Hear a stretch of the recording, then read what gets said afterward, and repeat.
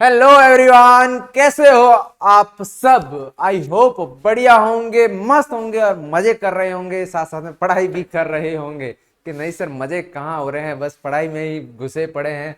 मजे भी होंगे जरूर, ऐसा टाइम भी आएगा जिस टाइम में मजे भी करोगे, जब अपने ड्रीम कॉलेज में पहुंच जाओगे और अपने ड्रीम पूरे करने की कगार पर होगे, जिस रास्ते पर होगे, तो क्या है, मजे करने में भी मजा आएगा। ठीक है, तो शुरू करते हैं। विकास या फिर एवोल्यूशन की बात हम लोग कर रहे थे, काफी पोर्शन हमने कंप्लीट कर चुके थे। नेक्स्ट आगे थोड़ी सी बच गया था, उसकी बात हम लोग आज करेंगे। चलिए सर, कहाँ चले, डार्विन के बारे में बात करेंगे। कल हमने बहुत ही इंपॉर्टेंट पोर्शन कंप्लीट किया था, बहुत ज्यादा इंपॉर्टेंट, इस चैप्टर का एक महत्वपूर्ण पॉइंट हमने कंप्लीट कर लिया था। और ये वाले नहीं, यहां तक, यहां तक मैंने समझाया था, इसको हम आगे कंटिन्यू करेंगे। ठीक है, चलिए तो बिना वक्त बर्बाद किए शुरू कर देते हैं। नेचुरल सिलेक्शन, प्राकृतिक चयन। सबसे पहले दिमाग में ये आना है कि दिया किसने, बताया किसने, तो डार्विन साहब ने दिया था। किसने? डार्विन ने। इतना ध्यान रखना है। उसके बाद में देखो, एक उसका एक एग्जाम्पल दे रखा है कि नेचर कैसे सेलेक्ट करती है। की बात करते हैं, औद्योगिकरण से पहले क्या थे, पेड़ों पर काले पंखों वाले जो है वो क्या है, मॉथ जो थे, मॉथ क्या थे, वाले जो मॉथ थे, ठीक है, उनके पंखों की तुलना में जो सफेद पंखों वाले जो पतंगे या फिर मॉथ थे वो अधिक थे। क्यों भाई? क्योंकि उस समय पॉल्यूशन नहीं था। क्या नहीं था? प्रदूषण या फिर पॉल्यूशन नहीं था। और जब प्रदूषण या पॉल्यूशन नहीं था तो क्या था वहां पर, क्या बताया था मैंने, लाइकेन ग्रो कर जाती है। लाइकेन ग्रो करने के कारण जो पेड़ का रंग है वो भी क्या है, व्हाइट जैसा था। और जब व्हाइट के ऊपर व्हाइट मॉथ बैठते थे तो क्या इजीली दिखाई देते थे? नहीं दिखाई देते थे, जिसके कारण क्या है, वो शिकारियों से बच जाते थे। क्या हो जाते थे? शिकारियों से बच जाते थे। 1 मिनट बच्चों, बस आया समझ में? इतना सा ध्यान रखना है। क्लियर? अब क्लियर दिखाई दे रहा हूं ना एकदम, है ना? तो ये था रीजन। पर जैसे जैसे औद्योगिकरण हुआ, मतलब क्या हुआ, प्रदूषण बढ़ा। क्या बढ़ा? प्रदूषण बढ़ा। और जब प्रदूषण बढ़ता है तो क्या होता है, जो लाइकेन है अब प्लांट पर ग्रो नहीं कर पा रही है। और इसके कारण क्या हुआ, प्लांट्स कैसे दिखने लग गए, डार्क दिखने लग गए। और अब डार्क के ऊपर ब्लैक वाले थे वो बैठ रहे तो दिखाई नहीं दे रहे शिकारियों को, बट जो व्हाइट वाले हैं वो क्या है, इजीली दिखाई दे पा रहे हैं। तो व्हाइट वाले कम हो गए। ठीक है, तो इस चीज का क्या है, हमारे को ध्यान रखना। ये तो नेचर ने कैसे, जो सिस्टम, जो टाइम था उसके अकॉर्डिंग नेचर ने सेलेक्ट किया, तो उसी की बात है। तो ये क्या था, औद्योगिकरण के बाद की बात करूं मैं, तो वहां पर क्या हुआ भाई, उसके बाद में देखो, जब औद्योगिकरण के बाद में क्या हुआ, धुएं के कारण पेड़ों के तने पर जो है क्या है, काले पड़ गए। उस क्यों? क्योंकि वहां पर से क्या हो गई, गायब क्या हो गई, लाइकेन थी वो गायब हो गई। क्या होगी? लाइकेन गायब हो जाती है। क्योंकि लाइकेन क्या होता है, लाइकेन एक, लाइकेन क्या है, प्रदूषण सूचक है। कैसे? कि जहां पर प्रदूषण ज्यादा होगा वहां पर ये ग्रो ही नहीं होगा। ठीक है, तो इस चीज का हमारे को क्या रखना है, ध्यान रखना है। ये भी क्वेश्चन पूछा जाता है, इंपॉर्टेंट है। ठीक है, आया समझ में? तो इस चीज को हमारे को क्या है, कंठस्थ कर लेना है, याद रखना है। अब जिसके कारण क्या, लाइकेन गायब होने के कारण क्या इफेक्ट आया, कि अब ये जो थे ये डार्क कलर के हो गए, तो यहां पर जो व्हाइट कलर के मौत थे वो क्या है, शिकारियों को, बक्सियों को दिखने लग गए, तो उनको खा लिया, ब्लैक वाले बच गए। ठीक है, अब इसमें क्या है, डार्क विंग वाले जो थे वो क्या है, मौत थे, वो क्या है, जीवित बच गए। और जो क्या है, और ये क्या उन्होंने खुद से किया कि अपने आप नेचर ने सेलेक्ट किया?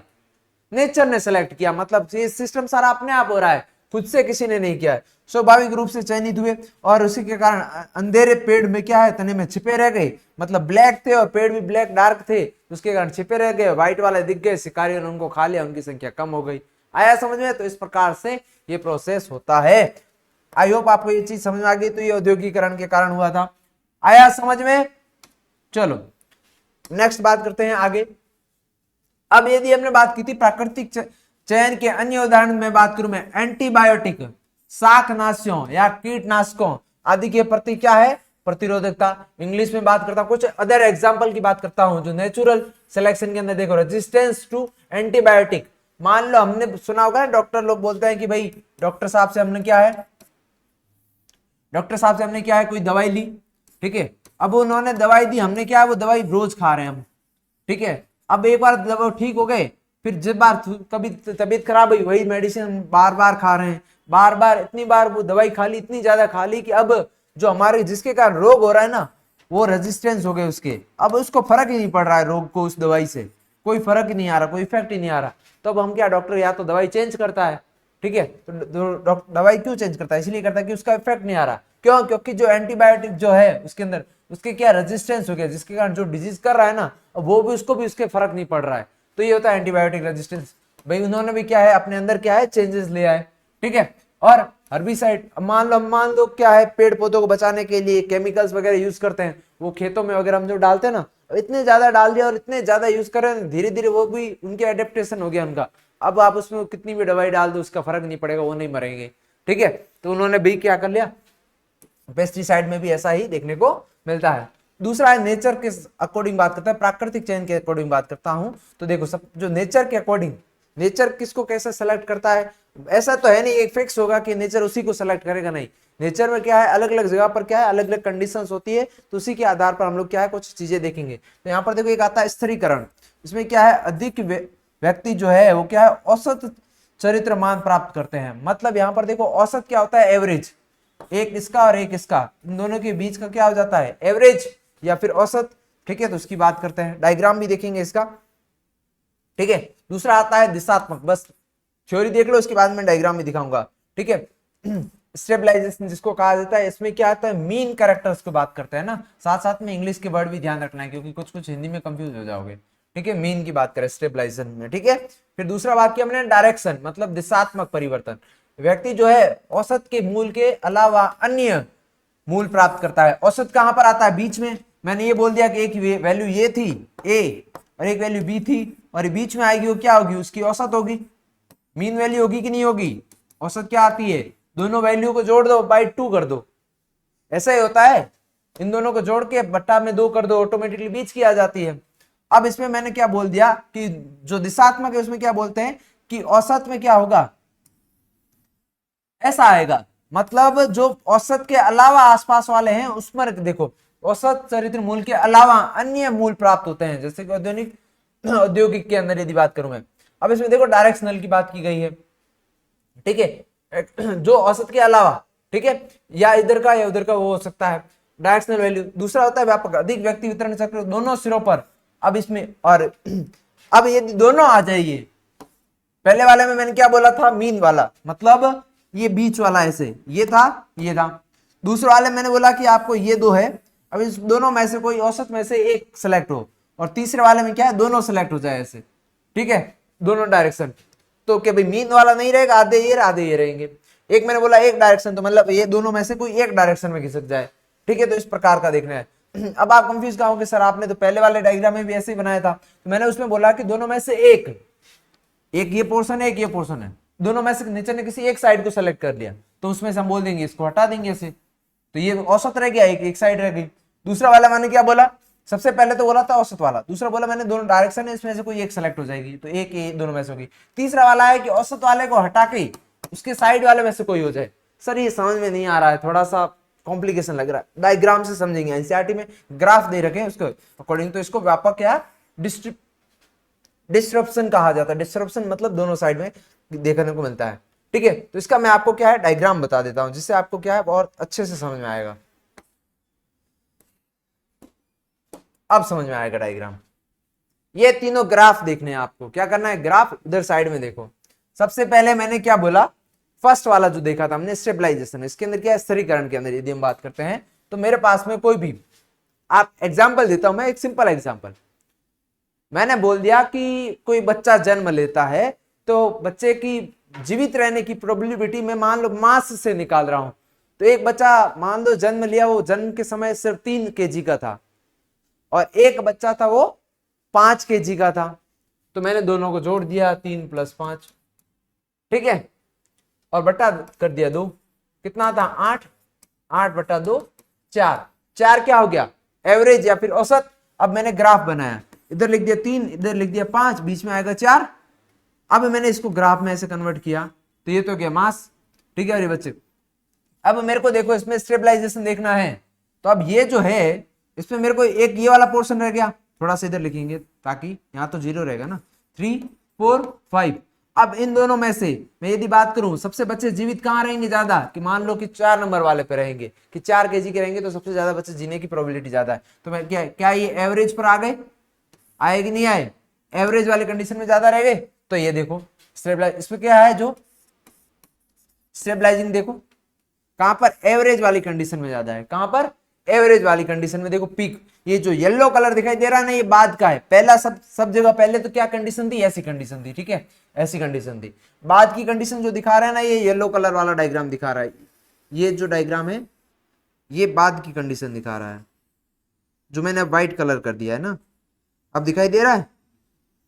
तो ये वाला जो पोर्शन है ये बाद की कंडीशन है। तो अब इसमें देखो जो एवरेज वाली कंडीशन थी, ये तो दोनों नॉर्मल कंडीशन हो गई, 3 और 5 हो गई। तो ये जो 4 वाला कंडीशन है, यहाँ पर देखो सबसे ज्यादा जनसंख्या देखने को मिली। तो क्या हुआ उस समय, क्या हुआ, एनवायरमेंट कांस्टेंट था, उसके अंदर जो है मोटिलिटी जो है ह्यूमन की, उसकी बात की मैंने, कि बच्चा जो है बेबी की है उसकी एग्जांपल ले लिया हमने। तो उसके अकॉर्डिंग मैंने समझाया आपको कि भाई मान लो एक 3 kg का बच्चा जन्म ले रहा है, एक 5 का ले रहा है, एक 4 का ले रहा है। तो हमने बोल दिया कि जो 4 से जिसकी वेट होगा वो सबसे ज्यादा जिएंगे बच्चे, बाकियों की डेथ होने की संभावना है। ऐसा एक एग्जाम्पल दिया गया, ठीक है। तो उससे हमारे को ये पता चल गया। तो अब पहले तो हमने बोला कि भाई 3 के भी, 4 के, 5 के कितने भी मिल सकते हैं, तो पहले ये ग्राफ ही आएगा।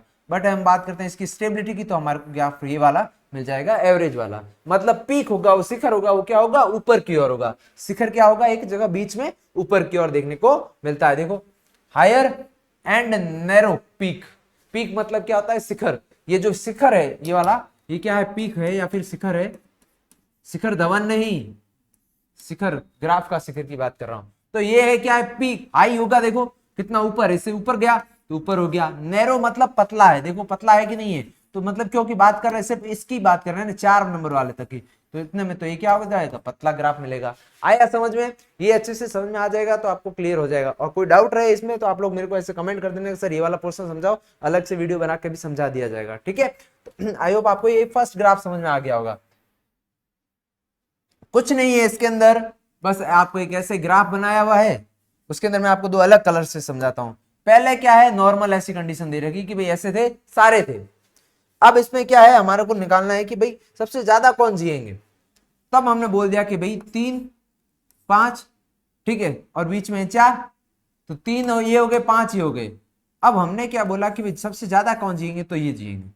कैसे, जो 4 वाले हैं उन दोनों का एवरेज है, तो वो क्या है, तो उन्होंने बोला कि औसत निकाल दिया हमने, औसत निकाल दो। तो औसत कैसे निकाला हमने, 3 + 5 करके बाई 2 कर दिया, तो हमारा आगे क्या 4। तो ये 4 वाला औसत वाला है। जब औसत वाला देखो क्या आएगा, ऐसा आएगा, तो शिखर जो है ये वो क्या हो गया, नैरो हो गया एक तो, और एक क्या है, देखो ऊंचा हुआ कि नहीं आया, इस लाइन से ऊपर गया कि नहीं गया, तो ऊपर गया और नैरो हो गया, पतला। क्योंकि हमारे को सिर्फ 4 वाले सबसे ज्यादा मिले, 3 और 5 वाले घट गए, मर गए या घट गए, बट सबसे ज्यादा स्टेबल कौन रहे, 4 वाले। तो स्थिरीकरण हो गया, स्टेबलाइजेशन हो गया। आया समझ में, ये वाला बस इतना सा ध्यान रखना है और कुछ नहीं।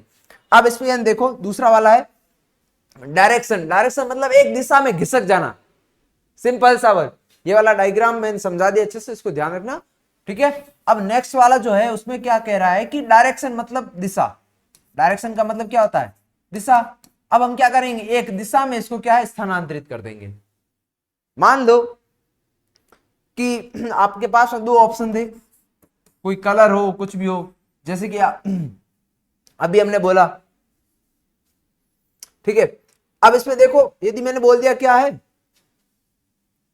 कोई 2 ऑप्शन है हमारे पास में। अब इसमें हमारे पास 2 ऑप्शन है, तो इसमें क्या बोल दिया हमने कि 2 है ऑप्शन, इसमें से कोई एक होगा डोमिनेंट हो जाएगा। तो पहले तो नॉर्मल कंडीशन ये थी, नॉर्मल कंडीशन तीनों में सेम ही देखेंगे। अब क्या हुआ, जब हमने देखा नेचुरल सिलेक्शन हुआ, तो एक साइड में घिसक गया ग्राफ, ऐसे एक दिशा में घिसका। तो हमारे पास 2 टाइप की कम्युनिटी थी, एक ए थी, एक बी थी। तो हमने नेचर ने किसको सेलेक्ट कर लिया, बी वाले को सेलेक्ट कर लिया, मतलब एक दिशा में घिसक गया, डायरेक्शनल हो गया, ठीक है, दिशात्मक हो गया। अब इसके अंदर देखो डिसरप्शन में क्या हुआ, बोथ दोनों साइड वाले दोनों क्या है अपना पीक बना लिए। तो नेक्स्ट कंडीशन में क्या हुआ कि उन्होंने एवरेज को पसंद नहीं किया, उन्होंने क्या किया, दोनों को पसंद किया, जो बीच का था उसको पसंद नहीं किया, दोनों को पसंद किया। उस कंडीशन में क्या हुआ, ऐसा ग्राफ आ जाएगा। ठीक है, ये होगा डिसरप्शन। आया समझ में, एक समझ लो तीनों समझ में आ जाएंगे। और ये वाला डायग्राम मैंने कल आपको समझाया था। ठीक है, ये एंटीबायोटिक्स वाला हो गया, बैक्टीरिया के स्ट्रेन वाला, रेजिस्टेंस वाला ये हो गया, और ये जो हमने मौत वाला पढ़ा था वो वाला डायग्राम हो गया। ठीक है, चलिए अब इसके अंदर देखो कि अनुकूली विकिरण क्या होता है। अनुकूली विकिरण ये टॉपिक पहले आना चाहिए था, पर मेरे को लगा यहां पर समझाना बेटर रहेगा, वो आपको बाकी सारा सबको समझ में आ गया।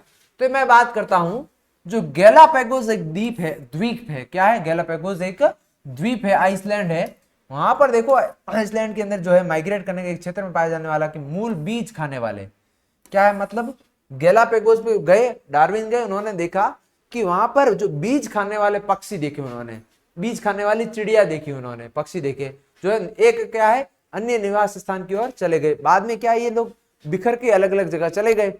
और अब देखो एक जगह पे थे पहले सारी चिड़िया, धीरे धीरे क्या है वो सब क्या अलग अलग जगह चले गए। तो एक तो पहले कल हमने पढ़ा था अपसारी और अभिसारी, तो ये कौन सा हो गया, अपसारी, डाइवर्जेंट हो रहा है ना, एक जगह से अलग अलग फैल रहा है। ठीक है, अन्य स्थानों की ओर चले गए, जिससे विभिन्न प्रजातियों का विकास हो, और इसी को क्या कहा जाता है, अनुकूली विकिरण। मतलब जहां पर जो लोग जहां गए और वहां पर रहने लग गए, तो क्या उसके अंदर थोड़े से अपने स्ट्रक्चर चेंज हो गए, तो और वो वहां के क्या हो गए, अनुकूलित हो गए, जिस जगह पर रहे उस जगह के अनुकूलित हो गए, तो क्या है, इसीलिए इसको कहा जाता है अनुकूली विकिरण। तो आपसे डायरेक्ट पूछा जाएगा अनुकूली विकिरण क्या होता है, तो डायरेक्ट आप ऑप्शन में ऐसे दे रखा होगा, या फिर अनुकूली विकिरण की लाइन लिख देंगे पूरा ये क्या है, तो उसके पता करना आना चाहिए कि ये क्या है, एक अनुकूली विकिरण है। उस डायग्राम से समझना है, यहां से स्टार्ट हो, कोई एक चीज मान लो पक्षी है, कोई चिड़िया ही में मान लो, वो क्या थी, अलग अलग जगह पे फैल गई, तो जिस जगह में जो रहने लग गई उसका स्ट्रक्चर क्या वैसा बदल गया, वो अनुकूलित हो गई वहां की, उसके अकॉर्डिंग वातावरण, एरिया, खाने पीने। मान लो वो वहां पर जाके कीड़े मकोड़े खाने लग गई, पहले तो बीज खाती थी, कीड़े मकोड़े खाने लग गई, तो उसकी चोंच क्या हो जाएगी, बदल जाएगी, चेंज हो जाएगी। ठीक है, तो उसके अकॉर्डिंग हमने बात की है। अब इसके अंदर अनुकूल विकिरण के यदि और उदाहरण करें तो डार्विन की फ्रिंज जो है, ये अभी हमने बात की ना, किसकी बात की थी, डार्विन के फ्रिंज की, क्योंकि डार्विन गए, उन्होंने देखा गैलापागोस पे जो फ्रिंचेज है, मतलब छोटी छोटी चिड़िया है, बर्ड्स है, वो क्या पहले बीज खाती थी, फिर बाद में उन्होंने क्या अपने मतलब एक्सटेंड हो जाती, वरना सब बीज खाती तो क्योंकि खाना नहीं मिल पाता प्रॉपर, उन्होंने क्या है ना अपना जो है संसाधन है वो विभाजित कर लिए, रहने का तरीका और क्या है खाना भी आपस में विभाजन कर दिया, जिसके कारण क्या हुआ कि भाई वो एक्सटेंड नहीं हुई और अपने अपने अलग से क्या है थोड़ा सा चोंच चेंज कर ली, खाने पीने के हिसाब से, वातावरण के हिसाब से बॉडी चेंज कर ली। ठीक है, तो इसी को डार्विन के फ्रिंज, ये उदाहरण किसका हो गया, अनुकूली विकिरण का। दूसरा है ऑस्ट्रेलिया में प्लेसेंटल स्तनधारी है, वो आपको देखो ये डायग्राम दे रखे हैं दो, एक ऑस्ट्रेलियन मार्सुपियल्स का दे रखा है और एक प्लेसेंटल का दे रखा है। ठीक है, तो दोनों क्या है एक ही जगह से स्टार्ट होते हैं ऐसे, और आपस में क्या है ऐसे। तो यदि हम बात करेंगे इस गोले से रिलेटेड सारे जीव आपस में क्या हो जाएंगे, अपसारी हो जाएंगे। क्या हो जाएंगे, क्योंकि उनके सबका जो मान लो जो है कौन पूर्वज है वो एक ही है, और एक ऐसा एक अनुकूली विकिरण में और साइड में बना दूं।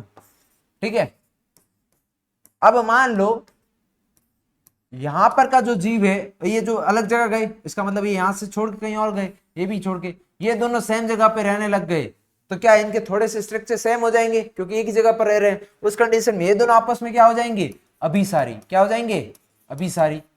बट मैं बात करूं इन दोनों की, तो ये क्या होंगे, पूर्वज समान है, तो क्या हो जाएंगे, अपसारी। क्या हो जाएंगे, अपसारी। ठीक है, तो इस चीज का क्या रखना है ध्यान, जो सेम पूर्वज होता है तो हमने बात किया था डाइवर्जेंट, तो क्या हो गया, अपसारी।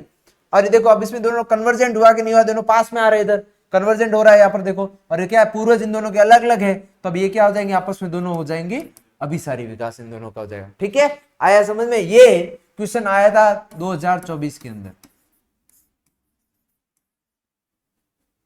ठीक है, ये वाला डायग्राम देखो, अब ये सब क्या है, इन सब का पूर्वज तो एक ही है ना। ठीक है, एक से स्टार्ट हो रहे हैं, तो ये क्या हो गया, अनुकूल विकिरण, ये सब आपस में कनेक्टेड है। बट मैंने बोल दिया, अब मैं इसको इन दोनों का कंपैरिजन यदि करूंगा तो ये क्या हो जाएंगे, अपसारी विकास। ठीक है, बट में दूसरा वाला एग्जांपल है, इसमें भी ये एनसीईआरटी का हो गया। ठीक है, हिंदी में भी मैंने डाल दिया, आप लोग चाहें तो इसको भी देख सकते हैं। ठीक है, ये वाला भी देख लेना, सेम ही है, कुछ चेंज नहीं है, वो इंग्लिश में था, हिंदी में है। ठीक है, ये भी सेम है। क्लियर, ये सब मान लो मैंने इन दोनों को बोल दूं तो ये आपस में क्या हो जाएंगे, अपसारी। क्या हो जाएंगे, अपसारी। ठीक है, बड़े आगे, इतना चीज क्लियर हुआ। नेक्स्ट, अब इसमें देखो, एक ये वाला डायग्राम, एक और था शायद,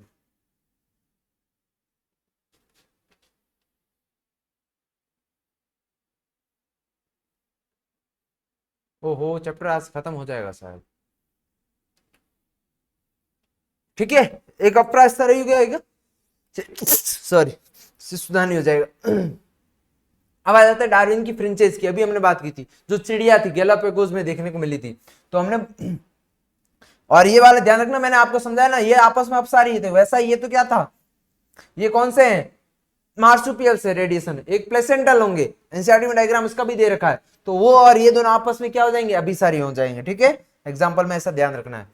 ठीक है, ये थी डार्विन फ्रेंचाइज, इसको कहा जाता है। ये डार्विन फ्रेंचाइज है, ये भी क्या थे, सेम वैसे ही जैसे हमने अभी पढ़ा, तो ये भी अनुकूली विकिरण दिखा रहा है कि नहीं, पूर्वज क्या है इनका, एक है, पर जैसे जैसे खाना खा रहे हैं, इनका खाना चेंज हुआ, उसके अकॉर्डिंग क्या है, इनकी चोंच चेंज हो गई, है ना, जो खा, तो इन्होंने क्या अपना स्ट्रक्चर बदल दिया, है ना, किसके लिए, खाने के लिए, पर इन सबकी पूर्वज तो क्या है, एक ही है, तो इसलिए एक आपस में क्या हो जाएंगे, अपसारी विकास, क्या हो जाएंगे, अपसारी। ठीक है, आपस में क्या हो जाएंगे, अपसारी। तो ये अनुकूली विकिरण की बात कर रहे हैं, तो अनुकूली विकिरण क्या, एक प्रकार का अपसारी से ही रिलेटेड है। यहां पर देखो संरचनाएं बदल रही है, पूर्वज तो सेम है। ठीक है, आया समझ में, तो इसको विशेषकर ध्यान रखना है, इसी को डार्विन फ्रेंचाइज कहा जाता है। अब आ जाते हैं यहां पर, देखो जब हम एक पृथक भौगोलिक क्षेत्र में देखते हैं, मान लो कोई एक, देखो आवास के प्रतिनिधित्व करने वाले एक से अधिक अनुकूल विकिरण घटित होते दिखाई देते हैं, तो इससे क्या, अभिसारी विकास कहा जाता है। चलो इसको बहुत अच्छे से समझेंगे। मान लो पहले क्या था, ये एक एरिया था, इसको अच्छे से समझाते हैं, आप बहुत अच्छे से समझाऊंगा इसको मैं। अरे यार, मान लो एक एरिया था, ये सब लोग जानवर वगैरह यहां पर देखने को मिल रहे थे, यहां पे रह रहे थे। ठीक है, ठीक है सर, अब क्या हुआ, यहां से बीच में मान लो इनके बीच में कोई भौतिक रूप से भौगोलिक चेंज हो जाए, कोई बीच में पहाड़ बन जाए, ठीक है, कुछ चेंज हो जो, जिसके कारण क्या हो, इसके बीच में क्या हो जाए, दीवार आ जाए या कुछ पहाड़ बन जाए। तो अब इसमें क्या हुआ, यहां पर आपको देखने को बीच में मिल गए पहाड़ ऐसे, है ना, अब ये आपस में क्या हो जाएंगे, अलग हो गए। ठीक है, आधे इधर रह गए, आधे उधर रह गए। अभी हमने बोला था ऑस्ट्रेलिया के अंदर मार्सुपियल्स और अपरास्तनी और शिशुदानी दोनों देखने को मिले। तो अब मान लो हमने बोला कि टोटल दो अनुकूली विकिरण है, एक ये और एक ये, है ना, ऐसे दो टाइप के देखे। इसके अंदर भी चूहा टाइप का कोई दिखेगा, तो इसके अंदर भी कोई चूहा दिखेगा, ये डैश मान लेता हूं, ये नॉर्मल चूहा, थोड़ा सा स्ट्रक्चर चेंज होगा क्योंकि वो अलग जगह से आया, इसका पूर्वज अलग, इसका पूर्वज अलग है। बट क्या है, दोनों एक ही जगह रह रहे हैं, एक ही जगह पर काम कर रहे हैं, तो ये चूहे चूहे जो दोनों होंगे उनके अंदर थोड़े से सिमिलरिटीज होंगे, बट क्या इनके पूर्वज समान है, पूर्वज समान नहीं है, पूर्वज एक का 1 है, एक का 2 है, पूर्वज समान नहीं है, तो ये दोनों आपस में क्या हो जाएंगे, क्या हो जाएंगे, अभिसारी। बट एक ही अनुकूली विकिरण की बात करूं, इसके अंदर जितने भी जानवर होंगे एक के, जिसका पूर्वज सबका एक है, ठीक है, इसके जितने भी जानवर होंगे वो सब आपस में क्या हो जाएंगे, अपसारी होंगे।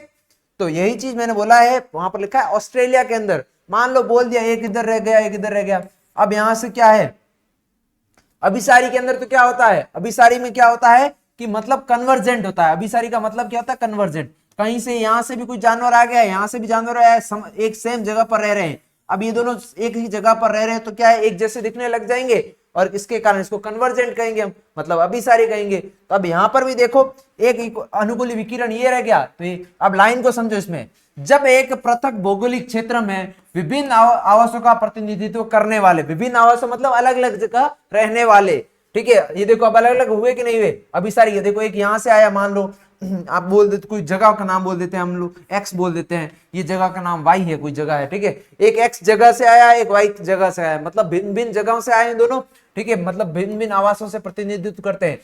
जब मैं एक से अधिक अनुकूली विकिरण घटित होते हैं, अब एक अनुकूली विकिरण ये हो गया, एक का ये हो गया, मतलब क्या हुआ, एक के अंदर ये क्या है, पूर्वज है, इससे ये पूरा बना, और एक से ये बना, अब ये दोनों है, ये क्या एक फिक्स जगह पर आ गए, अलग अलग जगह के थे, पर ये दोनों कहां पर आ गए, इस एक जगह पर आए, मतलब क्या हुआ, घटित हुई दिखाई देती, तो इसे क्या कहा जाता है, अभिसारी विकास कहा जाता है। अब इस विकास को हम क्या कहेंगे, अभिसारी विकास। यहाँ का चूहा और वहां का चूहा दोनों यहाँ पर आ गए, यहाँ रहने लग गए, तो इन दोनों में आपस में कंपेयर करना होगा। क्या एनसीईआरटी में एक टेबल दे रखी है ऐसे, है ना, एक ऐसे टेबल दे रखी, इधर और इधर, एक जगह अपरास्तनीय लिख रखा है, एक शिशुदानी लिख रखा है, और वो सेम, तो आपको पूछा जाएगा इनमें से दोनों का आपस में यदि कंपेयर पूछेंगे, मान लो एग्जांपल, बहुत सारे क्वेश्चन बन जाते हैं, एक इधर से उठा लिया, एक इधर से उठा लिया, पूछेंगे तो इधर उधर दोनों वाले होंगे, तो आमने सामने वाले, तो ये क्या हो जाएंगे, अभिसारी विकास हो जाएगा इनका, ठीक है। बट यदि मान लो दोनों जानवर यहाँ के उठा लिया, पूछ लिया, तो इन दोनों का आपस में क्या हो जाएगा, अपसारी विकास हो जाता है। थोड़ा सा हार्ड लगेगा, बट यार समझोगे तो बहुत अच्छे से समझ में आ जाएगा, ठीक है। आया समझ में बच्चों, समझ में आई होप आ गया होगा, और कोई भी डाउट रहे तो आप लोग क्या है, मेरे को पूछ लेना, अलग से कमेंट करोगे, मैं आपको जवाब दूंगा, और नहीं आया तो इस पोर्शन का अलग से वीडियो बना दूंगा, एक शॉर्ट वीडियो बन जाएगा, जिससे क्या तुम लोग अच्छे से समझ पाओगे, पार्ट बना देंगे इसका, ठीक है। अब डार्विन के अंदर यदि बात करते हैं, नेचुरल सिलेक्शन की थ्योरी के अकॉर्डिंग में बात करूं, तो उन्होंने क्या बोला, डार्विन की ये नेचुरल सिलेक्शन की थ्योरी आई क्यों, तो सबसे पहले यही बात है कि भाई सबसे पहले लड़ाई किस चीज की है, रोटी कपड़ा मकान की, क्योंकि इंसान की सबकी बेसिक नीड है। अब मान लो भाई खाने की, दो शेर है या कोई जानवर आपस में किसके लिए, खाने के लिए लड़ते हैं, तो उसी प्रकार नेचर फिर जो ताकतवर होता है उसको सिलेक्ट करता है। तो भाई सबसे पहले तो क्या है, प्राकृतिक संसाधन क्या है, सीमित है, क्या है, सीमित है। यदि अनलिमिटेड होते तो किसी को कोई प्रॉब्लम ही नहीं होती, लड़ाई नहीं होती, सब मस्त रहते, खुश रहते। पैसा कम है तभी तो सबके लिए लड़ाई है, यदि सबके पास में बहुत ज्यादा होता तो पैसे की वैल्यू ही नहीं होती, और कुछ ये भी नहीं होता। आबादी का आकार स्थिर रहता है। अब आकार मान लो यदि पॉपुलेशन है, कोई समष्टि है, कोई पॉपुलेशन है, अब उसके अंदर मान लो कोई भी शिकार करने वाला नहीं होगा, ठीक है। अब सबसे पहले हमने एक फूड चेन पढ़ी थी, सबसे पहले पादप, अब पादप को खाने वाला कोई था, जानवर था, जंतु, और जंतु को खाने वाला कोई क्या था, शिकारी था, ठीक है। इस प्रकार से हमने पढ़ा था। अब सोचो यदि पादप बहुत ज्यादा हो जाएंगे तो धरती पर सबसे ज्यादा पादप ही रह जाएंगे, तो पादप को खाने वाला भी कोई चाहिए, तो ये क्या पादपों की जनसंख्या को क्या है, कंट्रोल कर रहा है, पॉपुलेशन को कंट्रोल कर रहा है, और इसकी जनसंख्या कौन कर रहा है, ये कंट्रोल कर रहा है, और ये बेचारे पहले ही इतने कम होते हैं कि धीरे खुद से ही मर जाए, वही बड़ी बात है, ठीक है। तो आया समझ में, तो आबादी का आकार है वो कंट्रोल होता है, ठीक है। उसके बाद में आबादी में विविधताएं मौजूद है, बिल्कुल बात है, वेरिएशंस है हमारे प्रेजेंट किसके अंदर, पॉपुलेशन के अंदर, ठीक है। वेरिएशंस होने के कारण जो सबसे अच्छी होती है, बुरी होती है, सब टाइप की देखने को मिलती है, ऐसा तो नहीं कि सारे एक जैसे हैं, ठीक है। विविधताएं वंशानुगत होती है, और इसके अंदर जो है जेनेटिकल चीजें भी क्या होती है, क्या आगे ट्रांसफर होती है। वेरिएशंस जो होते हैं, जो अच्छी चीजें होती है, बुरी चीजें, वो सारी क्या होती है, आगे ट्रांसफर होती है, ठीक है। ये वाली चीज क्लियर हो गई। अब इसके अंदर अनुकूल विविधता वाली आबादी प्रजनन क्षमता को बढ़ा देती है, यानी कि जनन क्षमता। अब इसको समझते हैं, इसमें क्या बोला गया है कि जब अनुकूल विविधता होती है, मतलब कहीं पर रह रहे हैं, उसमें से जो सबसे ज्यादा अच्छी, उस एरिया के अंदर सबसे ज्यादा बेस्ट उसके लिए अनुकूलित है, वहां पर अच्छे से रह पा रही है, वहां पर परफॉर्म अच्छा कर पा रही है, तो वो क्या रिप्रोडक्टिव रूप से भी क्या है, बच्चे भी ज्यादा पैदा करेगी, सिंपल सी बात है, नेचर ने उसको सेलेक्ट किया है, तो उसके अंदर जनन क्षमता भी अच्छी रहेगी, वो वहां पर फिट रहेगी, तो क्या बच्चे भी ज्यादा पैदा करेंगे, तो उसका क्या है, प्रोजनी जो उस वाले की ज्यादा बढ़ेगी कि नहीं बढ़ेगी, उसकी ज्यादा बढ़ेगी, तो रिप्रोडक्टिव रूप से भी इससे कनेक्टेड होता है। अब इसके अंदर देखो फिनोटाइप के आधार पर स्वाभाविक रूप से चयनित होती है। अब उसके ऊपर क्या है, फिनोटाइप जो है मॉर्फोलॉजिकल, वो भी क्या है, उसके डिपेंड पे भी क्या है, सिलेक्ट होते हैं, और इसी से क्या है पॉपुलेशन या फिर आबादी विकसित होती है, क्या है विकसित मतलब इसके अंदर चेंजेस आएंगे, जो अच्छी है वो आगे सेलेक्ट हो जाएगी, बुरी है वो कम हो जाएगी। इसी के कारण क्या उसके बाद में जो अच्छी वाली और क्या है चेंज होगी कि नहीं होगी, धीरे धीरे चेंज होते हुए नई प्रोजनी बनेगी, नई वेरिएशन आएगी हमारे पास में। ठीक है, तो इस प्रकार का देखने को मिलता है। तो भाई ये वाला क्वेश्चन पूछा जाता है कि डार्विन की दो अवधारणाएं थी वो कौन सी थी, तो आपको ये वाले दो ध्यान रखनी है। एक तो था ब्रांचिंग डिसेंट, एक था नेचुरल सिलेक्शन, मतलब शाखा वंश, और दूसरा है नेचुरल सिलेक्शन। तो ये वाला ध्यान करना, ये एमसीक्यू में पूछा जा सकता है, देख लेना, इसमें से भी आपका क्वेश्चन आ सकता है एमसीक्यू में। ठीक है, और ये वाला हमने समझ लिया, ये भी मैंने बहुत अच्छे से समझा दिया, नहीं समझ में आया हो तो पूछ लेना। अब यहां पर देखो कुछ और लोगों ने भी क्या है भाई, मैंने आपको क्या बोला था वहां उस समय क्या है लोग बैठे रहते थे, कुछ देखा उन्होंने और अपनी एक अवधारणा दे दी, अच्छी हो गई तो नोबेल प्राइज मिल जाएगा, नहीं हुई तो कोई नहीं, हम लोग पढ़ तो फिर भी रहे हैं ना, उनको ना गलत बताया हो, कुछ प्रॉब्लम हुई फिर भी हम लोग पढ़ रहे हैं, नाम रोशन हो गया ना उनका।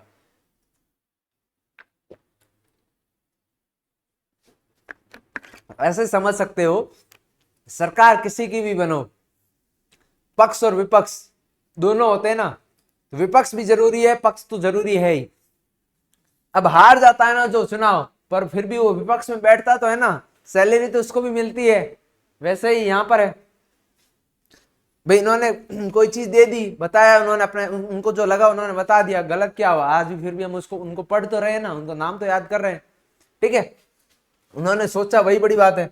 तो सबसे पहले बात करता हूं अर्जित चरित्र के विरासत में, मतलब theory of inheritance acquired characters. अब यहां पर है ना, ये हिंदी बहुत बकवास लिखी हुई, एक्वायर्ड कैरेक्टर इंग्लिश से बहुत अच्छे से समझ। एक्वायर्ड मतलब अर्जित करना, अर्जित मतलब क्या है, जन्म के बाद में, मान लो मैं तो इतना बॉडीगार्ड नहीं हूं, मान लो मैं अपनी क्या बॉडी खुद से बनाऊं, है नहीं बॉडी, ठीक है, नजर मत लगा देना। तो ये मैं बॉडी यदि मैं अपनी बनाऊं तो मेरी जन्म से नहीं है, ये मैंने अर्जित की है, जो है नहीं। ठीक है, तो उसको मैंने क्या बोल दिया, अर्जित की गई। कोई भी चीज, जैसे मेरे बाल हो, मेरा कलर तो वैसे वो हो गया, अब मैं बाल बड़े कर लेता हूँ, ये छोटे करता हूँ, तो मैं अपनी मर्जी से कर रहा हूँ ना, वो उसका जेनेटिक कंट्रोल क्या होगा, गिर जाना झड़ जाना वो अलग बात है। वैसे बॉडी का भी क्या है, बॉडी बना रहा, जिम जा रहा हूँ, मस्त खा पी रहा हूँ तो बॉडी बन जाएगी। ठीक है, तो उसी प्रकार से क्या अर्जित हो गई है। तो लेमार्क ने बोला कि ये किसने दिया था, लेमार्क ने, तो सबसे पहले ये ध्यान रखना है। और विकास अंगों का उपयोग और अनुपयोग से होता है। उन्होंने बोला कि जो इवोल्यूशन है ना, डिपेंड करता है कोई कितनी चीज यूज कर रहा है, कोई नहीं कर रहा है, कि मतलब जिस चीज का हम यूज नहीं करते हैं वो खत्म हो जाती है, जिसका यूज करते हैं बहुत बड़ी हो जाती है, ज्यादा हो जाती है। तो उन्होंने फिर है ना एक एग्जाम्पल भी दिया, बट और उन्होंने बोला कि जो अर्जित लक्षण होते हैं वो वंशानुगत होते हैं। मतलब एग्जाम्पल लेता हूं कि कोई पहलवान है, उनके हिसाब से ये होता था कि यदि पहलवान है वो तो उसका बेटा भी पहलवान ही होगा 100%। हाँ, वो अलग बात है कि भाई जरूरी नहीं है, बट ये होता है कि हाँ सर हमने तो देखा है कि पहलवान का बेटा पहलवान था। अरे वो तो ऐसे हो गया कि भाई उनके घर में पहले से पहलवानी चलती आ रही है, तो उन्होंने क्या किया, अपने बेटे को बचपन से ही क्या किया, वैसा खाना खिलाया, वैसे ही क्या ट्रीट किया, उनको उसी वातावरण में रखा, तो उन्होंने बनाया है, वंशानुगत नहीं हुआ है वो। तो उन्होंने ये बात बोल दी, पर रियल में तो ये बात गलत है कि जो अर्जित की हुई चीज है वो कभी भी क्या होती है, वंशानुगत नहीं होती है। मतलब क्या एक्वायर्ड कैरेक्टर है वो, क्या है, उन्होंने बोल दिया कि इनहेरिटेंस होता है, बट ऐसा गलत है, ऐसा नहीं है। क्या चूहे की पूंछ है, एक एक्सपेरिमेंट हुआ था, उन्होंने बताया गया था कि चूहे की पूंछ है, मान लो 20 बार काट दो, जितने बार उनके बच्चे जन्मे सबकी काट दो, फिर भी अगली जन्म तो भाई पूंछ क्यों आ रही, इतने बार काट दी तो अब नहीं आनी चाहिए, वो भी तो अर्जित ही हुआ ना पूंछ कटने के बाद में। लोगों के कान है, कान के अंदर बालियां पहनते तो टूट जाता है, कट लग जाता है ऐसे, तो भाई उनके बच्चे होते हैं उनके भी क्या कान टूटा हुआ आना चाहिए, पर ऐसा नहीं होता ना, एक्वायर्ड आगे ट्रांसफर नहीं होता है, गलत थी बात ये, बट उन्होंने बोल दिया, सिद्धांत को सभी ने क्या कर दिया, देखो वही तो मैंने बोला, अस्वीकार कर दिया, क्योंकि बात ही सारी गलत थी।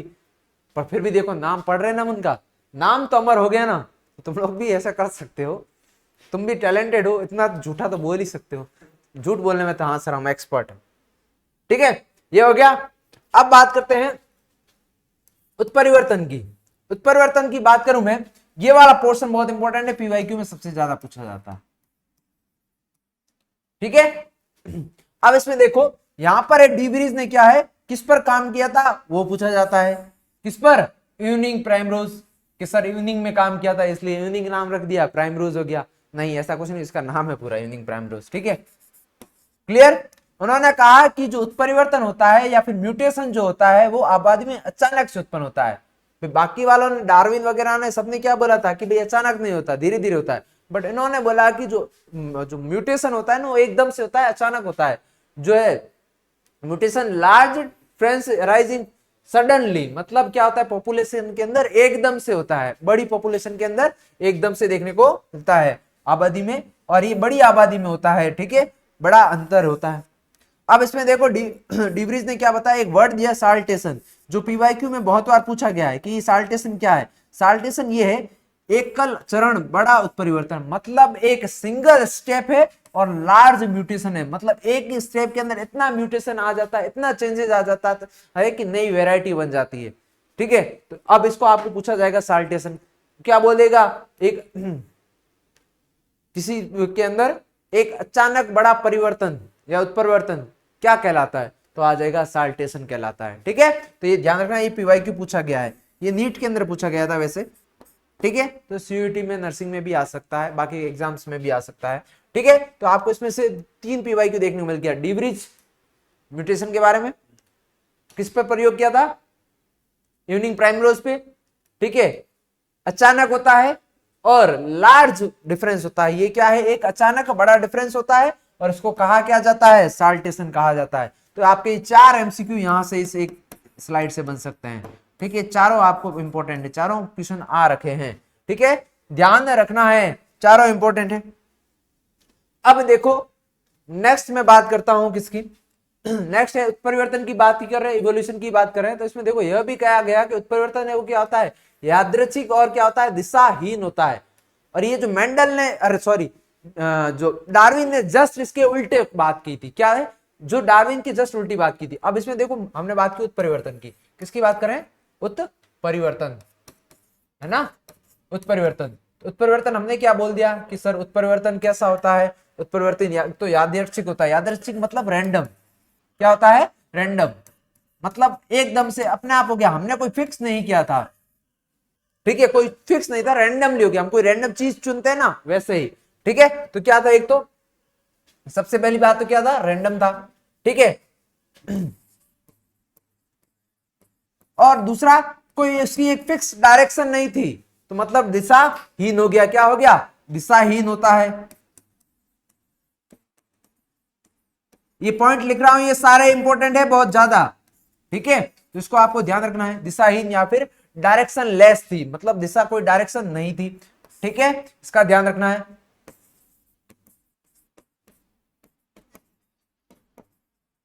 ठीक है, क्लियर। अब इसके अंदर देखो और क्या क्या बोला था हमने, ये क्या होता है, एक बड़ा उत्परिवर्तन होता है, क्या, बड़ा परिवर्तन होता है। और क्या होता है, अचानक से होता है, सडनली होता है, मतलब क्या होता है, अचानक से होता है।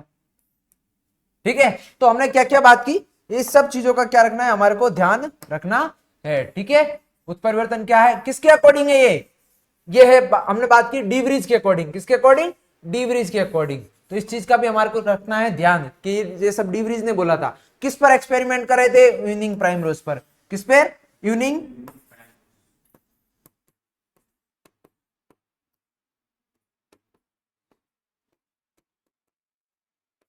ठीक है, क्लियर हुआ। अब इसमें देखो यदि मैं बात करता हूं, जो उत्परिवर्तन होता है, ये जो चेंजेस होता है, ये क्या करता है, एक नई प्रजाति का विकास कर सकता है। यदि ये इस प्रकार से परिवर्तन हो देखने को मिले तो ये क्या है, नई वैरायटी का, नई प्रजाति का क्या है, निर्माण कर सकता है। और यही क्या करवाता है, विकास करवाता है, क्या करवाता है, विकास करवाता है। ठीक है, तो आपको इतनी चीजें ध्यान रखनी है। और ये सब किसने बताई थी, डिवरीज ने बताई थी, किसने बताई थी, डिवरीज ने। तो हमने क्या क्या पढ़ा, इंपॉर्टेंट है, ये सारा ध्यान रखना है।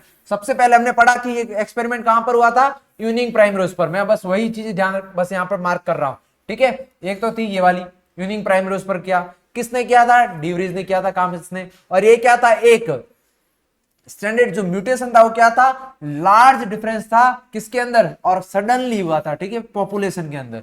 ठीक है, किसी पॉपुलेशन में सडनली देखने को मिलता है, और इसी को क्या कहा जाता है, साल्टेशन कहा जाता है। साल्टेशन होता है कि एक सिंगल स्टेप होता है और लार्ज म्यूटेशन होता है। बट डार्विन ने बोला था छोटे छोटे स्टेप में होता है, छोटा छोटा होता है। डायरेक्शन होता है उसका, ठीक है, यादृच्छिक नहीं होता है। ये सब डार्विन ने जस्ट इसका उल्टा बोला था, ठीक है, तो इसका ध्यान रखना है और ये सारी चीजें ध्यान रखनी है। ये सारी मैंने वापस यहाँ लिख दी है और ये आपको एक वर्ड देखो यहाँ पर लिखो, डार्विन के परिवर्तन जो थे क्या थे, छोटे थे, दिशात्मक थे, और क्या था, डार्विन के लिए क्या है, विकास एक क्रमिक विकास था। बट जो डिवरीज है, ह्यूगो डिवरीज, उसके अनुसार ऐसा नहीं होता है। तो डार्विन ने जस्ट इसका उल्टा बोला था, किसके, ह्यूगो डिवरीज के अकॉर्डिंग। आया समझ में? तो ये सारी चीजें ध्यान रखनी है।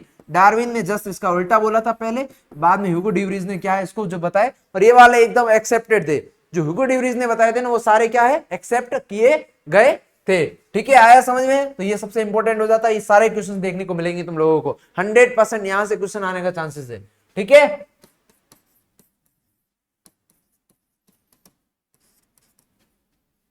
चलिए नेक्स्ट यहां पर बात करता हूं हार्डी विनबर्ग का सिद्धांत। हार्डी विनबर्ग सिद्धांत है, ये भी बहुत ज्यादा इंपॉर्टेंट पोर्शन है आपके लिए, और इससे भी क्वेश्चंस आते हैं, बहुत बार क्वेश्चंस इससे भी आए हैं कि सर आज तो सारा कुछ इंपॉर्टेंट है। बिल्कुल, जो चीजें इंपॉर्टेंट है मैं बताऊंगा, एक भी क्वेश्चन आ जाता है तो तुम्हारे लिए तो बहुत इंपॉर्टेंट हो जाता है ना।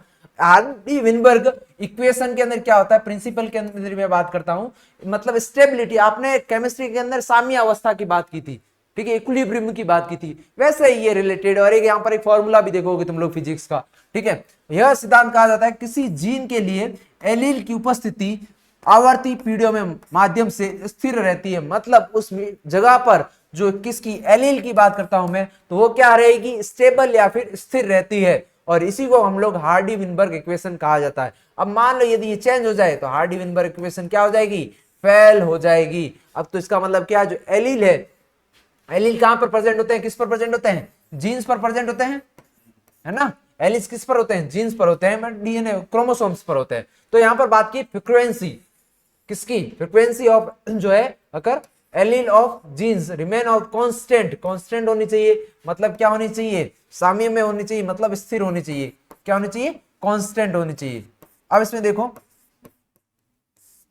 आया समझ में इतना, किसकी फ्रीक्वेंसी रहनी चाहिए कांस्टेंट, ठीक है, क्लियर, ध्यान रखना इसका। अब इसमें देखो, the gene pool remaining constant और जेनेटिक इक्विलिब्रियम। यदि जीन पूल क्या है, कांस्टेंट है, अर्थात तो जो जीन पूल है क्या है, स्थिर रहता है और आनुवंशिक संतुलन में रहता है। तो इस कंडीशन में क्या होगा, बात करते हैं जीन पूल क्या होता है, किसी एरिया की किसी पॉपुलेशन की बात करते हैं ना, पूरे जीन को हम लोग क्या जोड़ लेना, जो वही कहलाता है जीन पूल। एनसीईआरटी में ऊपर वाली साइड में लाइन लिख रखी है ये भी, तो आपको एक वर्ड और ध्यान रखना है, जीन पूल क्या होता है, ठीक है। स्विमिंग पूल की बात नहीं कर रहा हूं मैं, जीन पूल की बात कर रहा हूं, ठीक है। गर्मियां आ गई तो बच्चों को स्विमिंग पूल याद आ जाएगा, तो होगा जीन पूल। तो जीन पूल कांस्टेंट होना चाहिए, उसी के कारण क्या आएगी, आनुवंशिक स्थिरता या फिर जेनेटिक इक्विलिब्रियम आएगा, ठीक है, ये होना चाहिए कांस्टेंट।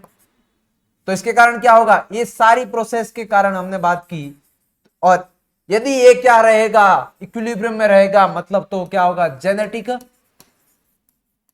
इक्विलिब्रियम रहेगा, और जेनेटिक इक्विलिब्रियम रहेगा तो क्या है, हार्डी विनबर्ग इक्वेशन है वो अप्लाई होगी। और यदि ये कांस्टेंट नहीं रहेगा तो हार्डी विनबर्ग का सिद्धांत भी क्या हो जाएगा, वहां पर फेल हो जाएगा। तो इसकी कंडीशन है, कौन सी कंडीशन में क्या है भाई, हार्डी विनबर्ग रूल है वो फेल हो जाता है या लागू नहीं होता है, वो भी पिछले साल क्वेश्चन में आया था, ठीक है। तो इतना चीज समझ में आ गया कि मतलब जो एलील है, जीन की बात कर रहे हैं, जीन पूल की बात करो, क्या है, कांस्टेंट रहने चाहिए। यदि कांस्टेंट रहेंगे तो क्या है, जेनेटिकली इक्विलिब्रियम रहेगा, मतलब साम्य अवस्था रहेगी, साम्य अवस्था,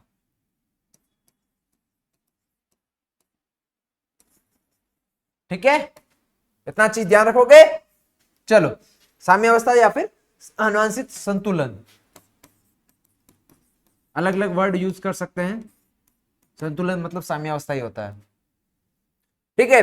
अब आ जाती है सर एक इक्वेशन आती है P plus Q equals to 1, ठीक है। अब इसको यदि हम बात करता हूं मैं, ये तो होगी एलील की फ्रीक्वेंसी, यदि पॉपुलेशन की बात करूं तो P square plus 2PQ plus Q square equals to 1, total कितना आएगा 1, ठीक है। अब इसमें देखो, changes of frequency of allele result evolution, यदि हम बात करते हैं एलिल्स के अंदर क्या फ्रीक्वेंसी जो है वो चेंज हो जाइए तो किसको न्योता दे देती है, इवोल्यूशन को न्योता दे देती है। तो रिजल्ट क्या रहेगा, इवोल्यूशन हो जाएगा, मतलब विकास हो जाएगा। चेंज हो किसके अंदर, वहां तो हमने क्या बात की थी, कांस्टेंट बात की थी, मतलब जो फ्रीक्वेंसी है वो क्या हो जाए, कांस्टेंट। बट यहां हम बात करें चेंज की, जो ये चेंज है वही क्या करवाएगा, इवोल्यूशन करवाएगा। क्या करवाएगा, इवोल्यूशन करवाएगा। आया समझ में। तो यदि हमने बोल दिया कि फ्रीक्वेंसी चेंज हो जाए तो क्या हो जाएगा, इवोल्यूशन हो जाएगा। आया समझ में। एलिल्स की आवृत्ति में परिवर्तन क्या करता है, विकास का परिणाम है। मतलब यदि एलिल्स की आवृत्ति चेंज हो जाएगी तो क्या हो जाता है, इवोल्यूशन हो जाता है। और ये साथ साथ में इक्वेशन भी ध्यान रखनी है। इसके न्यूमेरिकल्स भी करवाए जाएंगे आपको आगे, जो पीवाईक्यूज करवाए जाएंगे, क्वेश्चंस करवाएंगे, उसमें आपको इसके न्यूमेरिकल्स भी करवाए जाएंगे, जिससे आपको क्या है, न्यूमेरिकल्स भी प्रैक्टिस हो जाएगी और अच्छे से आप लोग क्वेश्चंस कर पाओगे। कभी कभी न्यूमेरिकल्स क्वेश्चंस भी देखने को मिलते हैं। अब ये देखो कौन से फैक्टर्स है जो इसको क्या है, इफेक्ट करते हैं, मतलब जो संतुलन है, इक्वेशन है, उसको साम्यावस्था से हटाते हैं और इसके कारण क्या हो जाता है, विकास की ओर चले जाते हैं, इवोल्यूशन की ओर चले जाते हैं हम लोग। ठीक है, तो इसका हम लोग ध्यान रखेंगे। चलिए बात करता हूं मैं इसकी। यहां पर देखो जीन माइग्रेशन या फिर जीन फ्लो, ये वाला क्वेश्चन पूछा गया है पीवाईक्यू में बहुत बार। कौन से फैक्टर्स है, कौन से कारण है जो क्या करते हैं, हार्डी विनबर्ग इक्वेशन को क्या कर देते हैं, प्रभावित करते हैं या फिर चेंज कर देते हैं। ठीक है, तो ये देखो फैक्टर्स जो इफेक्ट कर देते हैं हार्डी विनबर्ग इक्वेशन को, वो वाली बात कर रहा हूं। तो एक तो जीन माइग्रेशन। अब जीन माइग्रेशन या जीन फ्लो मतलब एक जगह के जीन दे, मान लो यहां से कोई आदमी था, इस पॉपुलेशन में था पहले, वो इस पॉपुलेशन से कहां है, दूसरी जगह चला जाए, तो इसके अंदर के जीन भी तो कहां वहां पर चले जाएंगे। ऐसा तो है नहीं वो अपने जीन पीछे छोड़ के आएगा कि मैं अपना डीएनए वहीं छोड़ के आता हूं, है ना, फिर जाऊंगा मैं। तो जगह चेंज किया तो माइग्रेशन, वो खुद माइग्रेशन हुआ तो उसके जीन भी माइग्रेशन हुए, उसके कारण वहां की टोटल जो जीन पूल है वो भी तो चेंज हो जाएगा। ठीक है, तो जो जीन माइग्रेशन हो गया। जेनेटिक ड्रिफ्ट, जेनेटिक ड्रिफ्ट हो जाए वहां पर जीन, उसके कारण भी चेंज हो सकता है। म्यूटेशन हो जाए वहां पर, उसके कारण चेंज हो जाएगा। और जेनेटिक रिकॉम्बिनेशन हो जाए, उसके कारण चेंज हो जाएगा। और नेचुरल सिलेक्शन। तो ये 5 पॉइंट है, ये पांचों बहुत ही ज्यादा इंपॉर्टेंट है और ये पांचों के पांचों आपको याद होने चाहिए। पीवाईक्यू में मैं बोलता हूं, चाहे नीट हो, चाहे सीयूईटी हो, और चाहे कोई भी एनटीए करवा रहा हो जिसके अंदर बायो आती हो, नर्सिंग हो, कोई भी एग्जाम हो जिसमें बायो आती हो, उसमें से सबसे इंपॉर्टेंट पोर्शन आता है इवोल्यूशन का, ये वाला पोर्शन। तो इसके अंदर सब में ये क्वेश्चन देखने को मिलता है। क्या क्या बताया, हिंदी में बात करते हैं, जीन माइग्रेशन हो रहा है, जीन प्रवाह हो रहा है, जीन स्थानांतरण हो रहा है, आनुवांशिक बहाव हो जाए, आनुवांशिक चेंज हो जाए, वहां पर कोई मर जाए, कर जाए, आपदा आ जाए जिसके कारण चेंज हो जाए, म्यूटेशन हो जाए, उसके अंदर परिवर्तन हो जाए, और आनुवांशिक पुनर्संयोजन हो जाए जिसके अंदर चेंजेस हो जाए, रिकॉम्बिनेशन हो जाए, और लास्ट वाला आता है नेचुरल चयन या फिर प्राकृतिक चयन देखने को मिलता है। तो ये सारा इंपॉर्टेंट है। अब इसमें देखो, यहां पर देखो एक बात क्या है, changing in allele frequency, allele की जो है यदि फ्रीक्वेंसी चेंज हो जाए तो उसके क्या है, जेनेटिक ड्रिफ्ट कहा जाता है। मान लो देखो संयोजन से क्या है, संयोजन से एलिल आवृत्ति में परिवर्तन हो जाए तो आनुवांशिक बहाव कहा जाता है, एलिल फ्रीक्वेंसी के अंदर चेंज हो जाए। ठीक है, अब इसमें देखो एक और है, ये बहुत छोटी लाइन के अंदर सब कुछ समझा दिया इन्होंने, संस्थापक प्रभाव भी कहा जाता है। इसके अंदर क्या होता है, कहीं पर भी कोई चीज है, मान लो यहां से कोई एक आदमी, मतलब एक कोई जोड़ा है, वो यहां से यहां आ गया और यहाँ का आपके एक नई जगह पर बस गए और यहाँ पर एक अपनी नई कम्युनिटी बना लिए। ठीक है, नई समुदाय बना दिए, जनसंख्या बढ़ती गई, धीरे धीरे उनके बच्चे वगैरह होते रहे और भी कोई लोग आ गए। तो यहाँ पर क्या एक क्या हो गई, ये इस प्रकार से हमारे को देख, तो यहाँ का क्या हो जाएगी, यहाँ का भी चेंज हो जाएगा क्योंकि यहाँ से लोग यहाँ आए, यहाँ का चेंज हो जाएगा फ्रीक्वेंसी और यहाँ का भी चेंज होगा फ्रीक्वेंसी। ठीक है, तो दोनों का फ्रीक्वेंसी चेंज होगा तो यहाँ पर हार्डी विनबर्ग इक्वेशन क्या हो जाएगा, इफेक्ट हो जाता है। और एक संस्थापक प्रभाव जिसको कहा जाता है आनुवांशिक बहाव कहा जाता है। ठीक है, संस्थापक प्रभाव के अंदर देखने को मिलता है जहां एक बड़ी आबादी का छोटा उपसमूह का उपयोग नई कॉलोनी स्थापित करने के लिए किया जाता है। ये वाली लाइन समझ में आ गई, यहाँ से कुछ लोग हैं वो यहाँ आ गए और यहाँ पर क्या है, इन्होंने अपनी नई कम्युनिटी बना ली। ठीक है, तो ये हो गया, आया समझ में, नई स्थापित कर ली। और परिणाम स्वरूप क्या होता है, भिन्नता होती है कि नहीं होती, नई चीज बन जाएगी वहां पे। ठीक है, तो ये हो गया। एक आता और बोटल नेक इफेक्ट आता है, जिसके अंदर क्या है, आप बोतल के अंदर कंचे डाल दो, फिर उसको बहुत हिला दो, अलग अलग प्रकार के कंचे, फिर निकालोगे बाहर, तो प्रोबेबिलिटी क्या रहेगी, कोई भी आ सकते कंचे किसी भी कलर के। तो ऐसे ही होता है, भूकंप आ जाए, कोई आपदा आ जाए, उसमें क्या होगा, मरेंगे तो कोई भी मर सकते हैं। अब अलग अलग टाइप के 10 टाइप के वो कम्युनिटीज है, तो जरूरी नहीं है कि फिक्स उसी इसी में से मरे, इतने लोग मर गए, अब किसी में क्या है, कुछ कम्युनिटी के ज्यादा बच गए, बाकी के ज्यादा मर गए, तो उसमें क्या है, जिसके ज्यादा बच गए वही लोग बाद में क्या हो जाएंगे, डोमिनेटिंग, वही उनकी संख्या बढ़ जाएगी। ठीक है, तो ये भी देखने को मिलता है। अब यहाँ पर देखो, लोबेफिन मछली पहले उभयचरों से विकसित हुई। ये वाले वर्ड्स जो है वो संस्कृत में आपको ध्यान में रखने हैं विकास के लिए। ठीक है, एक तो लोबेफिन मछली है जो पहले क्या है, उभयचरों में विकसित हुई, मतलब पहले वो लोबेफिन थी, उसकी फिश थी, वो किसमें, उभयचर में कन्वर्ट हो गई। ठीक है, लोबेफिन फिश है, इवोल्यूट हुई, मतलब क्या हुई, चेंज हुई उसके अंदर, और क्या बन गई, फर्स्ट एम्फीबियन बन जाती है। और यदि मैं बात करता हूं एम्फीबियंस के अंदर, वो किसके अंदर कन्वर्ट हो गए बाद में, रेप्टाइल्स में। हमने पढ़ा था फिशेस थी, फिश किसके अंदर, एम्फीबियन, एम्फीबियन किसके अंदर, रेप्टाइल्स, रेप्टाइल्स किसके अंदर, बर्ड्स, और बर्ड्स मैमल्स। तो ये इस प्रकार का हमने क्या है, एनिमल किंगडम के अंदर पढ़ा है। ठीक है, तो उसी के अकॉर्डिंग बात करता हूं, तो फिशेस किसके अंदर कन्वर्ट हुई होगी, एम्फीबियन में, एम्फीबियन किसमें, रेप्टाइल्स में, रेप्टाइल्स ऐसे हमारे देखें। तो यहाँ पर ये चीज हमने बात की, जब सरीसृपों का आगमन हुआ तो स्तनधारियों पर पृथ्वी पर क्या है, कब्जा कर लिया। मतलब जब सरीसृपों में सबसे कौन खतरनाक थे, डायनासोर थे। अब जब डायनासोर ही क्या हो गए, रेप्टाइल्स में सबसे ज्यादा कम हो गए या खत्म हो गए, उस कंडीशन में बाद में सबसे खतरनाक कौन हो गए, मानव, मतलब मैमल्स, स्तनधारी, वो ज्यादा बढ़ गए। ठीक है, तो इस प्रकार से ये हमारे को देखने को मिलता है। अब आ जाते हैं ह्यूमन इवोल्यूशन पर। ह्यूमन इवोल्यूशन के अंदर यदि मैं बात करता हूं तो आपको क्या है, थोड़ा बहुत उनके बारे में ध्यान रखना है। ठीक है, तो सबसे पहले आ जाता है ह्यूमन इवोल्यूशन की यदि बात करता हूं, ओल्ड वर्ल्ड मंकी जो है वो किसके क्लोज है, ह्यूमन के क्लोज है। ठीक है, और बात करता हूं मैं द स्कल ऑफ बॉडी जो है वो क्या है, देखा गया तो चेक किया गया तो जो मानव से क्या था, रिलेटेड दिख रहा था, उसके जैसा ही दिखाई दे रहा था। ठीक है, जो स्कल था, उनका जो सर था, वो क्या दिखाई दे रहा था, देखो मानव से कंपेयर किया गया तो उसकी बोन्स और इनकी बोन्स लगभग देखो ऐसी दिखाई दे रही थी, जिसके कारण उनको कंपेयर करके बताया गया, more like adult human school. ठीक है, जो स्कल किसका था, इनका चिंपांजी का स्कल और जो ह्यूमन का स्कल था उससे क्या कंपेयर किया गया तो क्या है, सेम दिखाई दे रहा था। ये वाले बाद में बात करेंगे थोड़ा और आगे। अब यहां पर आ जाओ, ये वाला तो सबसे पहले बात करते हैं एप फोसिल्स जो है हमारे को मिले, मान लो 15 मिलियन ईयर एगो, सबसे पहले 15 मिलियन ईयर एगो। ठीक है, उसकी मैं बात करूं तो उसके अंदर मेरे को क्या देखने को मिला, सबसे पहले मैं बात करता हूं ड्रायोपिथेकस। सबसे ये कैसा किसके जैसा था, आपको पूछा जाएगा, ये भी PYQ 2024 में आ रखा है क्वेश्चन कि यदि एप लाइक सबसे ज्यादा कौन सा है तो वो कौन सा था, ड्रायोपिथेकस। अभी कोई नहीं बोलेगा सर इंग्लिश में पढ़ा रहे हिंदी में, नाम इसका ड्रायोपिथेकस, चाहे मैं हिंदी में लिखूंगा तो भी ड्रायोपिथेकस ही लिखूंगा, चेंज नहीं हो जाएगा, इंग्लिश में भी यही रहेगा, हिंदी में भी यही रहेगा। ठीक है, फिर आया उसके बाद में रामापिथेकस। ठीक है, वो कैसा था, मोर, अभी एप लाइक जैसा था। यदि बात को पूछ ले आपको, सेमी इरेक्ट, मतलब आधा ऐसे चलता था। ठीक है, सेमी इरेक्ट हुआ। ठीक है, अब ये ड्रायोपिथेकस हो गया, ये एप लाइक था। उसके बाद में रामा, आपको नाम से पता चल रहा है रामा मतलब क्या, मानव जैसा नाम लग रहा है। ठीक है, तो उसके कारण ये मैन जैसा था। ठीक है, और आपको यहां पर ये दोनों नाम ही ध्यान रखना है बस, ड्रायोपिथेकस और रामापिथेकस। ठीक है, बाकी वाले दोनों एनसीईआरटी में नहीं दिए हुए तो नहीं ध्यान रखने, ये दो नाम ध्यान रखोगे। ठीक है, अब इसके अंदर देखो, फिर आते हैं ऑस्ट्रेलोपिथेकस। कंफ्यूज हो गए, बाकी वाले याद नहीं रखने हैं, ये दोनों ध्यान रखने हैं। तो सबसे पहले ड्रायोपिथेकस, उसके बाद में कौन है, रामापिथेकस। लगभग कब थे ये फॉसिल्स मिले, 15 मिलियन ईयर एगो के पुराने फॉसिल्स थे, मतलब जीवाश्म थे। ठीक है, ऑस्ट्रेलोपिथेकस ये क्या है, मानव, और ये और भी ज्यादा मानव जैसे, ऑस्ट्रेलिया क्या है, वहां पर मानव रहते हैं ऐसे समझ लो, तो ऑस्ट्रेलोपिथेकस और मानव जैसे थे। ठीक है, कनेक्टिंग लिंक था किसके बीच में, मानव और ह्यूमन के, मानव और एप्स के बीच का सबसे कनेक्टिव लिंक आपको पूछ ले तो क्या आ जाएगी, ऑस्ट्रेलोपिथेकस। ठीक है, अब इसमें देखो सबसे पहले, उसके बाद में आ जाता होमो। अब यहां से नाम आना होमो स्टार्ट हो गया है, तो ये क्या थे, ये ऐसे थे जो मतलब सबसे ज्यादा। अब यहां से आपको साथ में इसकी कपाल की, मस्तिष्क की कैपेसिटी भी ध्यान रखनी है, मस्तिष्क की कैपेसिटी, होमो हैबिलिस, HH से याद रखोगे।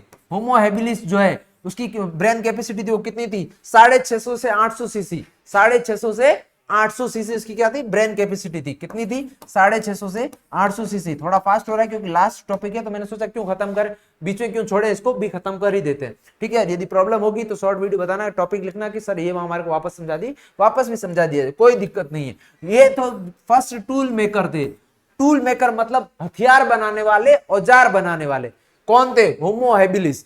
होमो हैबिलिस क्या थे, खुद से पत्थर और लकड़ी से मिलकर हथियार वगैरह बनाए थे। मैं आपको डायग्राम अगले वाली क्लास में, नेक्स्ट चैप्टर होगा उसके अंदर भी दिखा दूंगा इसके। ठीक है, टूल मेकर थे। ठीक है, और ये क्या था, वेजिटेरियन थे। वेजिटेरियन मतलब शाकाहारी थे। इंपॉर्टेंट वर्ड है कि सर ये क्या, वेजिटेरियन से क्या ही कर लेंगे, ऐसा इंपॉर्टेंट वर्ड है, एनसीईआरटी में दे रखा है। तो फर्स्ट टूल मेकर और वेजिटेरियन कौन कौन थे, होमो हैबिलिस। ये क्या थे, टूल बनाते थे, औजार तो बनाते थे पर किसी जानवर को मार खाते नहीं थे।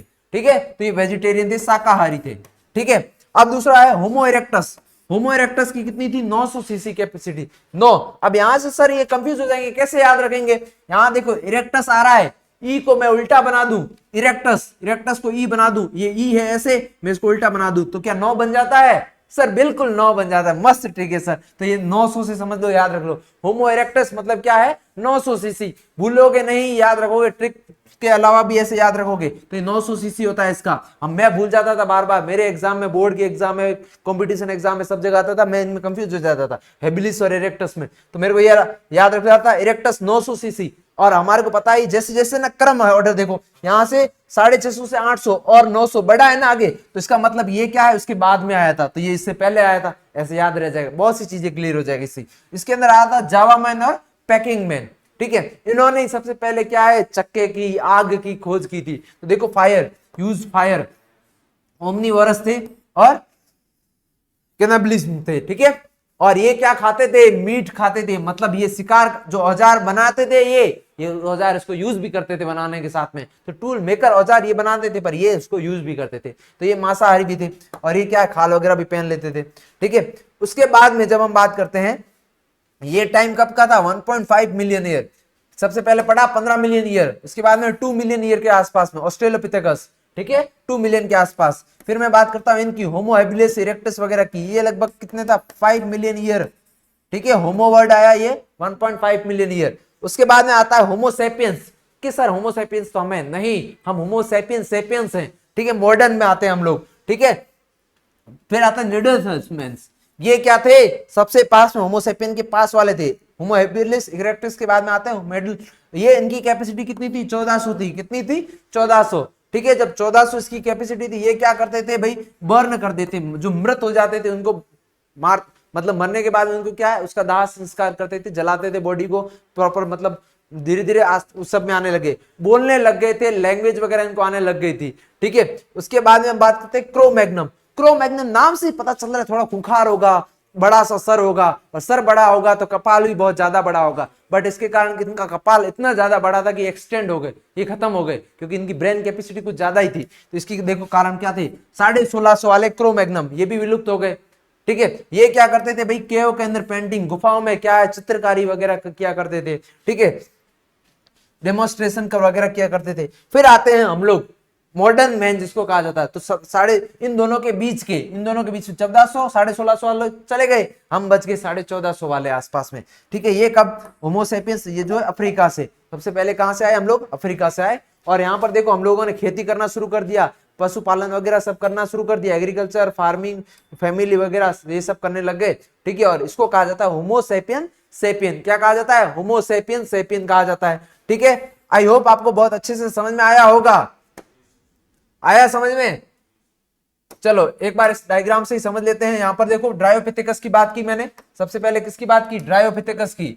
ठीक है, एप लाइक था। फिर रामापिथेकस, नाम किससे? भगवान राम से जुड़ा हुआ है, मतलब मानव से जुड़ा हुआ है। तो देखो एप मैन स्टेज आ गया, अब एप मैन स्टेज आ गया।